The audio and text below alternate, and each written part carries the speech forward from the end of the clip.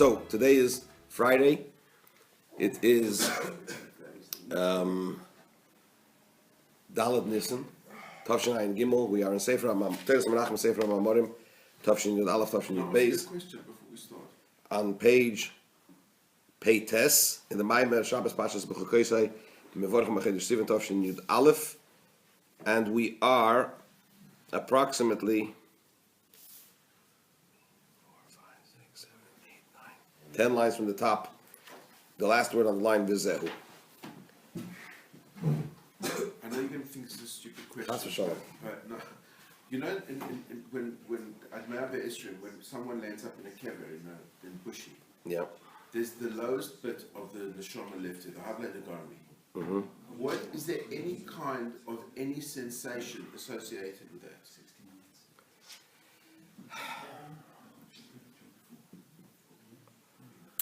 The short answer is I can't tell you because I've never experienced it. Thankfully. What is what's that's taken this what's for him? written about it. What says in this for him? There is in the Minor Lashon. There's a text that is said when you go to the Kvarim of Tzaddikim. First of all, there's a difference, I believe, in the connection between the neshama and this world. When I say neshama, I'm not referring to the level of neshama. You know, the neshama, there's 5 levels: nefesh, ruach, neshama, chaya, and yechida. So when I say neshama, I'm just referring to the soul, not to the level called neshama. There is a difference between the way tzaddikim, rebbes, leaders of Klal Yisrael relate to this world after they pass on, and the way others do. And there's also a difference between how a neshama relates to this world in general and to their loved ones, to their relatives. I mean, if you look at the Minor Lashon, I mean, if you want to have a share on this particular inyan, I can prepare and we can maybe have 1 or 2 rounds on neshama and what happens afterwards and the relationship to this world. Concerning rebbes, it says, the Zohar says, tzaddikim, concerning tzaddikim, the Zohar says, the Alter Rebbe quotes it in Tanya, Tzaddikaya de yispater, ishtakach b'kol alma yatim b'chayoyi. A tzaddik that passes on is present in all worlds, even more than when he was alive. And the Alter Rebbe explains this on the basis of the fact that the life of a tzaddik, even when he was clothed in a body, his life wasn't really the physical. His frame of reality wasn't physicality. His frame of reality was getlachkeit, godliness. Emunas Hashem, ahavas Hashem, v'yiras Hashem. That was the life of the tzaddik. He happened to be clothed in a body, as I think one of the popular quotes is, "We are not physical beings having a spiritual experience. We're rather spiritual beings having a physical experience." Right, in this world. By a rebbe, by a tzaddik, this is real. It's true. I mean, for us, we have to put ourselves in that frame of mind. At the end of the day, Gashmi's physicality, materialism takes up a much bigger space by us. It's our reality. That's our reality. For a tzaddik, it's emunah, ava, and yira that happens to be clothed in a body that needs the physical functions, but that's secondary. It's almost. By the way, if he can get on without it, he would. As Alter Rebbe says in Tanya, a tzaddik is at the highest level, is mayus bira. He despises negativity. He despises, and people like at a lower level could enjoy even something which is not the way it should be, right? So you're talking about a different frame of reality. So because when the tzaddik lives in this world, his frame of reality is ruchnius, is godliness. So once the neshama, the soul leaves the body, the constraint that the tzaddik had in his life goes away, the body goes away, and now it's only the nefesh and the neshama, the soul, and therefore it's present in all worlds even more than he was alive. By a rebbe, by a roye neman, Raya Mehemna, Moshe is Raya Mehemna. Moshe was a trusted shepherd, and there is the Moshe in every generation, and all the leaders that are among Yidden have a spark of Moshe Rabbeinu in them. They retain a special link to their flock, even after they pass on. And the Rebbe said many times in the Sikhs concerning the previous Rebbe, and obviously that's something which is relevant and true for all Rebbes and all tzaddikim that led their Eidah, their flock. That notwithstanding the fact that the tzaddik goes from one level to a higher level, which is something that Lawrence touched upon a few days ago, the neshama has aliyahs.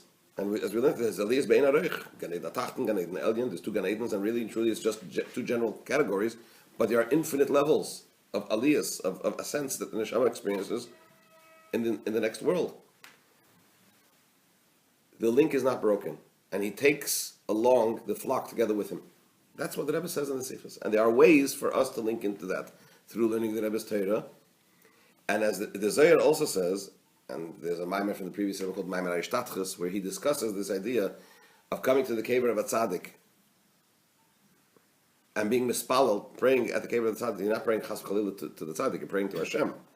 But because he goes through a number of levels in terms of what's so special about praying at the graveside of a tzaddik. First of all, it's a holy place. And in a holy place, it's more auspicious, it's more conducive to the tefillah, the prayer being heard up above. They're just an ordinary guy. 1 second. And when you come to the kever of a tzaddik, then if you had an association with the tzaddik in his lifetime, or even if you have an association with the tzaddik after his lifetime by learning his Torah, or following the instructions and the directives that he gives, so the neshama of the tzaddik, as it were, reflects upon you, or connects with your neshama. It depends on which level, nefesh, benefesh, ruach, beruach, neshama, beneshama, and so on and so forth. And there is that connection. So there clearly is a presence at the graveside of a tzaddik. By ordinary people also, there is this concept of going and davening at the kever of a loved one who had a connection to the people when they were alive. And it's a way of invoking the neshama's access to whatever's going on lamaila, up above, to invoke rachamim, mercy for the people that are davening to Hashem at that moment, at that place. What does the neshama experience in terms of? In the Minor Lashon, it says, "B'sholem tonuchal mishkafchem va'afle titztaru b'tzoros krevechem." You should rest peacefully in your where you lay, and do not have any pain from the tzoros of your loved ones. So there is, I guess, some kind of an experience that the neshama does have, that even that's passed on, even after that it's gone. Does it have an experience of this world? Obviously not. I mean, it's a neshama, but there is some kind of a link. The link remains. The link remains. It doesn't, and there are different grades in terms of the strength of the link. You know, it's like the signal on your cellular phone. Sometimes the signal is stronger, sometimes it's weaker. For example, the Zohar says it comes to a simcha, a wedding. The neshamas of previous generations come to join in the wedding. That's what the Zohar says. By everyone up to 3 generations back, the previous Rebbe said, and by some more and more and more. Right? It also says in Sfarim, by the chuppah, it says, the Chazal say that a chassan meichel leikol al b'neisav. A chassan is forgiven all his sins on the day of his chuppah, when he gets married. One of the explanations is why he's getting married. So what? So it says in some one of the explanations is that at the time of the chuppah, the future souls that are going to be born from this couple come to join. They come to join under the chuppah. Now they're pure because they come from the next world. They're pure souls. They're pure neshamas. If they will see that their parents have sins, it'll be shameful for the parents. So we take away, Hashem takes away all their sins, so that the parents shouldn't be shamed by the future souls that will be born from them at that point. If it's decreed that there are no souls going to be born from that, does that mean that particular couple's avers are not wiped? It's a good question. It's a good question. There are other explanations why the soul why they Might be. there are other explanations, but one of the explanations the other explanations why the sins are forgiven. But one of them is this, and probably the way it normally goes is all the reasons are valid, right? Argument for getting married more than once. It's an argument for getting married more than once, exactly. You know, if you want to get a clean slate again, it depends on what age. I mean, if you can't bear children anymore, maybe it's a problem. I can think of another reason why Chosin is more on the day of his wedding. Go on. You want to say it publicly or rather not? I'm thinking I might just get remarried again just before I'm nifted. You got to find somebody that's willing to marry you. It's very unlikely. Well, it depends how much money you have at that point, and who you're leaving it to. Who cares? Who you're leaving it to. Oh yeah. But you know, That's That's right. I never thought about that. it's another incentive to make money. You know, the Alter Rebbe says in the Geras HaTshuva, the Alter Rebbe, one of the sections of Tanya is called the Geras HaTshuva, where the Alter Rebbe describes how to do tshuva. So the Alter Rebbe brings different opinions. The Alter Rebbe says that tshuva is charot al ha'ovar and kabbalah al ha'aba. You regret the past, and you resolve to be v'sidaf tzadayin in the future. That's tshuva. Then it is a discussion whether you need to confess, whether vidu dvorim is part of tshuva or not. Then the Alter Rebbe talks about fasting. We know that it says in Sifrei Musar, right, that for this and this sin, or in Kabbalah, for such and such a sin you have to fast so many fasts, and for such and such a sin you have to fast so many fasts. For some of us, if we count it all up, I don't think a lifetime is enough. You got to fast a few lifetimes. Visions of skeletons. Wait, exactly. Wait, listen. Then there's a discussion whether if you've done the same sin more than once, whether you have to fast. In other words, if sin X is 154 fasts, for example, and I've done it twice, do I have to do 154 times 2? You know what I mean? Or if I've done it 10 times, do I have to do it 10 times? Or so some people say you do only 3 times. Anyway, there's a whole discussion about fasting. The Alter Rebbe says fasting is not a requirement for tshuva. He says fasting is a requirement in order to be as beloved before Hashem as before you have sinned. In other words, you sinned, you did tshuva, fine. If you want to go back to the same, you have an absolutely clean, to be clean, like you were before, that's where fasting, or even better, that's where fasting comes in. However, he says nowadays, we're not allowed to fast. Because all this was in previous generations when they were stronger and they were able to handle the fasts. Today, the generations are weaker, and if we fast, it damages the health, and because it damages the health, it interferes with serving Hashem, and it's not on. So what do you do? So he says you exchange it. So he says v'chetach b'tzedakah prek. You can take away your sins through giving charity. You exchange the fasting with charity, because giving charity is similar to depriving yourself of food. Why? Because you're giving away something in which you've invested your life, right? And you could have bought with that money. You could have also bought food or things that required for you to sustain yourself. By giving it away, it's like fasting. And it says different things, for how much you should give and so on and so forth. So one of the mashpiyim, when he was teaching this part of Tanya, he said, that's all fine and well for people that have money. But somebody that has no money and he wants to have the same, what does he do? So he says, "Du hast nicht kein Geld, sündig nicht." If you got no money, don't sin. So the rich have it good always. You know what I mean? Who says you can't have the best of both worlds, huh? So going back to the neshamas.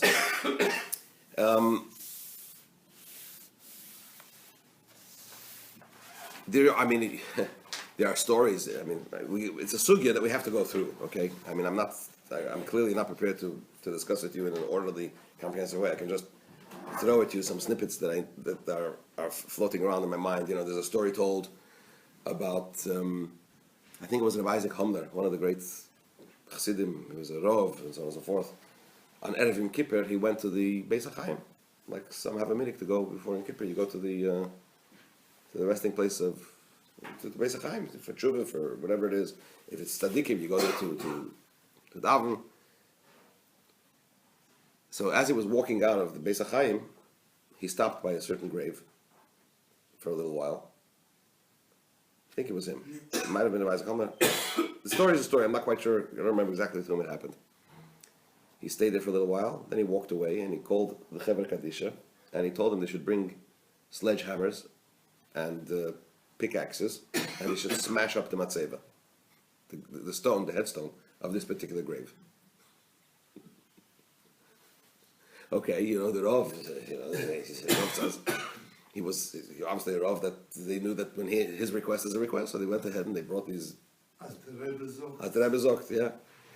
So they took it and they smashed up the headstone, and then I guess he gave instructions they should replace it and probably just put his name or whatever it was. So obviously they were surprised. Well, what kind of request is this?